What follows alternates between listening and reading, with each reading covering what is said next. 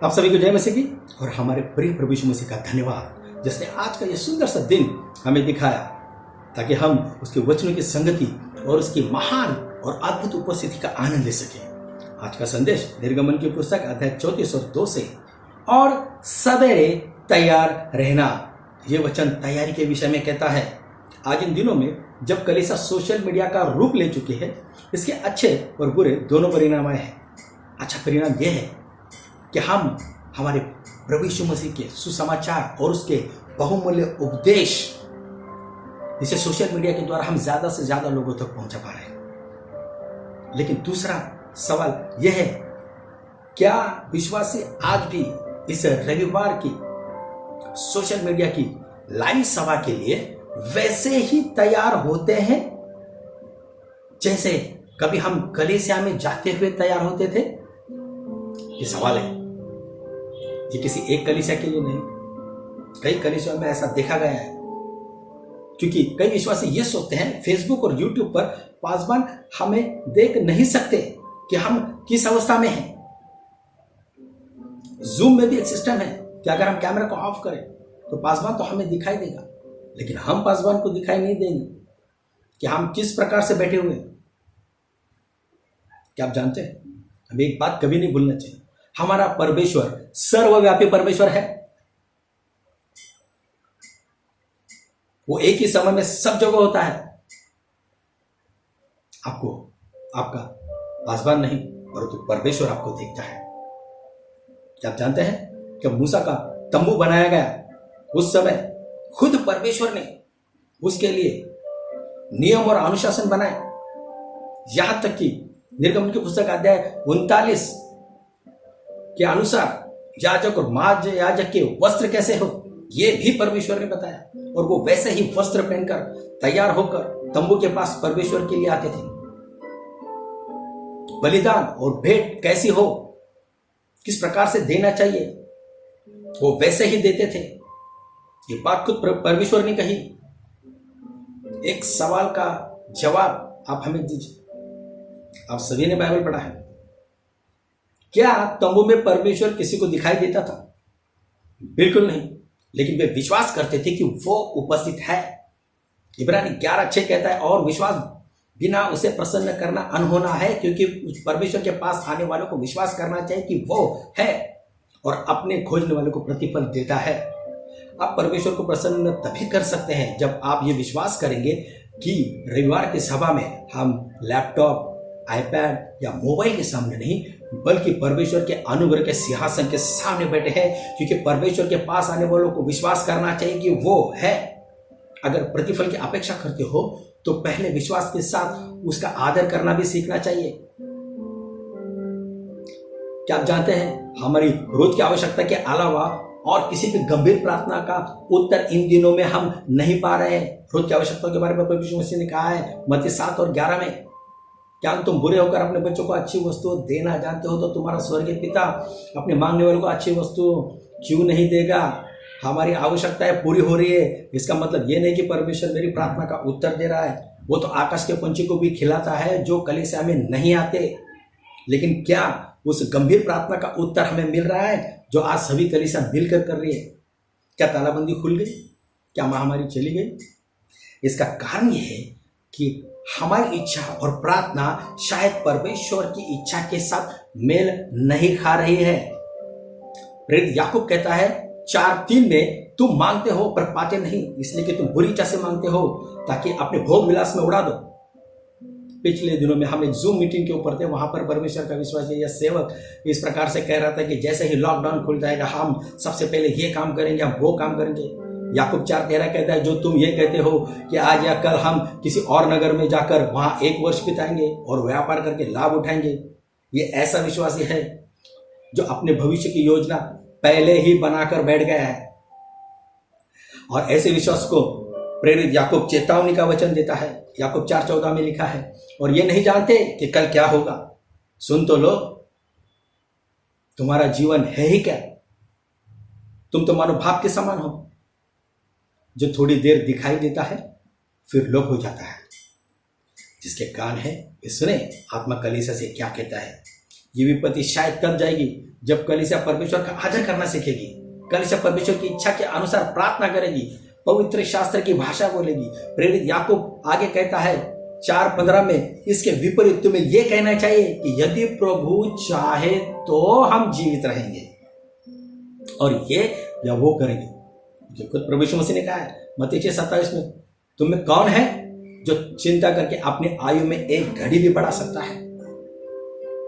हमारी प्रार्थना कितनी भी प्रभावशाली क्यों ना हो, हम परमेश्वर को अपनी योजना में कभी नहीं चला सकते। अगर हम मसीह में नई सृष्टि है तो हमें परमेश्वर की योजना में चलना पड़ेगा। आज का संदेश, उसका शीर्षक है तैयार रहो, क्योंकि तुरही बजने का समय है। 10 कुंवारियों का दृष्टांत तैयारी का संदेश है। ये संदेश सब जानते हैं, लेकिन कई विश्वासी अभी भी तैयार नहीं है, क्योंकि अभी भी वो अपने पुराने व्यवहार से बाहर नहीं आए हैं। इसीलिए वो 5-5 के 2 गुटों में 10 कुंवारी के समान बटे हुए हैं। मत्ती की पुस्तक अध्याय 25 और 1 से लेकर 13 तक इस संदेश को हम देखते हैं। तब स्वर्ग का राज्य उन 10 कुंवारियों के समान होगा जो अपनी मशालें लेकर दूल्हे से भेंट करने को निकली। ये वही कुमारियां हैं जो हमेशा प्रभु यीशु मसीह के भेंट करने के लिए तैयार रहती हैं। ये वही है जो प्रभु यीशु मसीह के दर्शन के अभिलाषी है, उसके सच्चे आराधक है। वो आत्मा में बढ़ना चाहते हैं, वो परमेश्वर से प्रेम, प्रभु यीशु मसीह से प्रेम करके है, वो अपना हृदय उसको दे चुकी है। ये वही है जो निरंतर उसकी खोज में लगी रहती है। दूसरा इतिहास 26 और 5 में लिखा है, और जकरिया के दिनों में जो परमेश्वर के दर्शन के विषय समझ रखता था, वो परमेश्वर की खोज में लगा रहता था, और जब तक वो खोज यहोवा की खोज में लगा रहा, तब तक परमेश्वर ने उसको सफलता दी। इस वचन के अनुसार सफलता की सीमा यह है कि जब तक हम परमेश्वर की खोज करें तब तक ही सफल रहेंगे। 10 कुंवारियों में से 5 ने अंत तक खोज की, वही 5 अंत में सफल रही। तब स्वर्ग का राज्य उन 10 कुंवारियों के समान होगा। परमेश्वर के स्वर्ग के राज्य एक बहुमूल्य खजाना है, क्योंकि स्वर्ग हमेशा तैयार रहता है देने के लिए, तुम्हारी आवश्यकताओं को पूरा करने के लिए। प्रभु यीशु मसीह ने अपने कई दृष्टांतों में स्वर्ग के राज्य के बारे में कहा है, और उसने हमें ये आज्ञा भी दी है मत्ती 6:33 के अनुसार, इसलिए पहले तुम परमेश्वर के राज्य की और उसके धर्म की खोज करो, तो ये सब वस्तुएं भी तुम्हें मिल जाएंगी।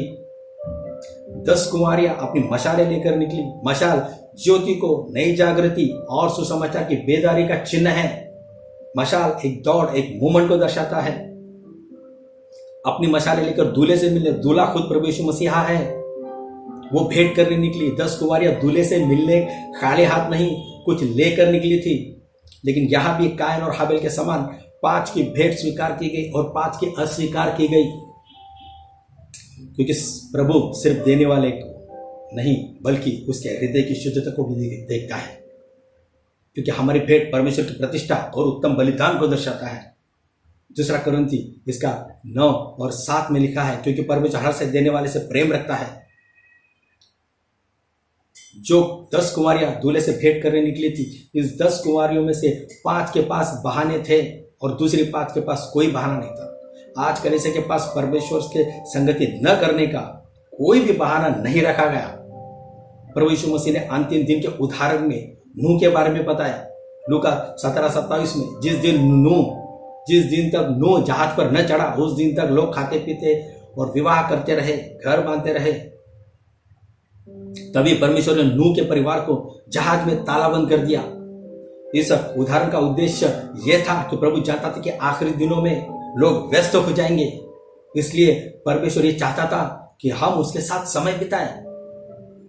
आज इस तालाबंदी में नहीं जानते कि कितने लोगों ने इस अवसर को बहुमूल्य समझा है। उन 10 कुंवारियों में से 5 मूर्ख थी। मूर्ख की व्याख्या कैसे करें? मूर्ख का मतलब एक लापरवाह, आलसी और बहानेबाज विश्वासी। पवित्र शास्त्र ऐसे विश्वासी के विषय में कहता है, नीति वचन 18:1b और 2, और सब प्रकार की खरी बुद्धि से बैर करता है। मूर्ख का मन समझ की बातों में नहीं लगता, वो केवल अपने मन की बात प्रकट करना चाहता है। और 10 कुंवारों में 5 समझदार थी। समझदार वो है जो प्रभु की इच्छा को जानती है। वो प्रभु यीशु मसीह के बलिदान और उसके उपकार को कभी नहीं भूलती। वो जानते हैं जब मैं पापी ही था तब प्रभु यीशु मसीह क्रूस के ऊपर मेरे लिए मरा।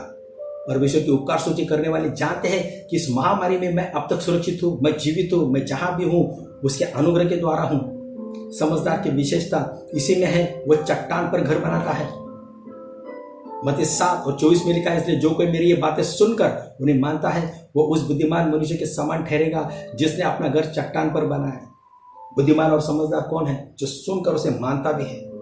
आखिरी बात, मत्ती 25:3, मूर्खों ने अपनी मशालें तो ली परंतु अपने साथ तेल नहीं लिया। तेल अभिषेक का प्रतीक है, पवित्र आत्मा की अगुवाई को दर्शाता है। हम कैसे जान सकते हैं कि हमारी मशाल में या कुप्पी में तेल है या नहीं? जिसके पास तेल है वो परमेश्वर की सेवकाई के लिए, प्रचार और सुसमाचार के लिए हमेशा तैयार रहता है। 2 तिमोथी 4:2 प्रेरित पौलुस कहता है कि तू वचन का प्रचार कर, समय असमय तैयार है।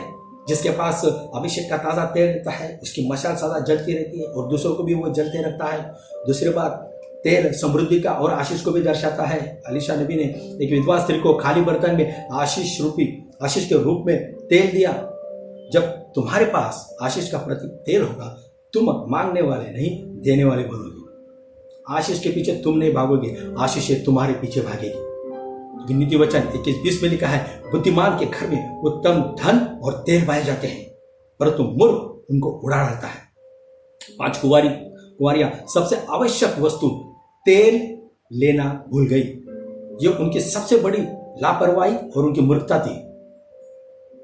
आगे लिखा है, परंतु समझदारों ने अपनी मशालों के साथ अपनी कुप्पी में भी तेल भर लिया। मशाल में भी तेल लिया और कुप्पी में भी भरा।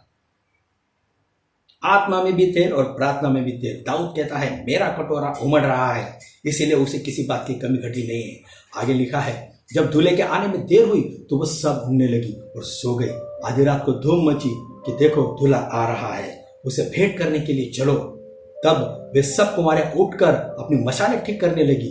5 तैयार हो गई लेकिन 5 तैयार नहीं हो पाई। और मूर्खों ने समझदार से कहा, अपने तेल में से कुछ हमें भी दे दो क्योंकि हमारी मशालें बुझी जा रही है। पवित्र शास्त्र कहता है, आत्मा को न बुझाओ। रोम 12:11 कहता है, प्रयत्न में आलसी न हो, आत्मिक उन्माद में भरे रहो, प्रभु की सेवा करते रहो। 5 समझदार कुंवारी की तरह जागरूक रहो। पर 7 समझदारों ने उत्तर दिया कि कदाचित हमारे और तुम्हारे लिए पूरा ना हो। भला तो यह है कि तुम बेचने वाले के पास जाकर अपने लिए मोल ले लो। जब वो मोल लेने को जा रही थी तभी दूल्हा आ पहुंचा और जो तैयार थे वे उसके साथ विवाह करके उसके घर चली गई और द्वार बंद हो गया। 5 मूर्ख कुंवारी की एक और लापरवाही यहां पर थी। प्रेरित 8 और 18 के आगे उन वचनों के अनुसार तेल पवित्र आत्मा और अभिषेक का प्रतीक है जिसे खरीदा या बेचा नहीं जाता। 10 कुंवारियां चल तो निकली लेकिन 5 समस्या में आ गई। समस्या सबके पास है लेकिन समाधान केवल प्रभु यीशु मसीह के पास है। 10 कुंवारियां उन विश्वासियों के समान हैं जिन्होंने इस संसार का त्याग किया, अपने आप का इनकार किया, पश्चाताप किया, प्रभु यीशु मसीह को अंगीकार किया और उद्धार को प्राप्त किया। लेकिन उद्धार का एक दूसरा पहलू भी है। उद्धार को पाना एक बात है लेकिन उद्धार को बनाए रखना ये दूसरा बात है। क्योंकि प्रभु यीशु मसीह ने कहा मत्ती 24:13 में, परंतु जो अंत तक धीरज रहेगा उसी का उद्धार होगा। 10 कुंवारियों में से 5 ने अंत तक धीरज रखा और उन्होंने उद्धार पाया। आज का संदेश यह है, क्या आज मसीह की दुल्हन तैयार है? क्योंकि किसी दूसरे ने नहीं, खुद प्रभु यीशु मसीह ने कलीसिया से कहा है लूका 21:36 में, इसलिए जागते रहो और हर समय प्रार्थना करते रहो कि तुम इन सब आने वाली घटनाओं से बचने और मनुष्य के पुत्र के सामने खड़े होने के योग्य बनो। Praise the Lord. मैं विश्वास करता हूं कि इन वचनों के द्वारा केवल आपने नहीं, मैंने भी बहुत कुछ सीखा है कि इन दिनों में मुझे किस प्रकार से तैयार रहना, क्योंकि समय के बारे में हम नहीं जानते कि प्रभु यीशु मसीह कभी भी आ सकता है। इन समय में हमें जागते रहना है। आइए हम प्रार्थना करते हैं। प्रभु यीशु, इन वचनों के द्वारा तूने अपने उपदेश हमें दिए, अच्छी शिक्षा हमें दी, हमें चेतावनियां दी कि किस प्रकार से हमें 5 कुंवारियों के समान जागृत रहना है। जो भी 5 जागृत नहीं है, हम विश्वास करते हैं इन वचनों के द्वारा वो भी जागृत हो जाएंगे। हम सारा आदर सारी महिमा आपको देते हैं प्रभु यीशु के नाम में, आमीन। Praise the Lord. प्रभु आपको आशीष करे। धन्यवाद।